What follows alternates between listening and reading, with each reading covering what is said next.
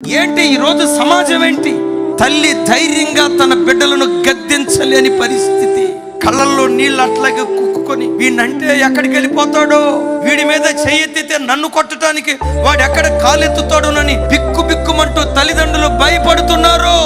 ఇంట్లో తండ్రి మాటకు ఒక్క మాటకు లోబడకుండా మందిరానికి వచ్చి రేయింబవళ్ళు పరిచర్య చేస్తే ఆ పరిచర్య దేవుడు అంగీకరిస్తాడా? అరే, కన్న గర్భానికి గద్దించే స్వతంత్రం లేదా?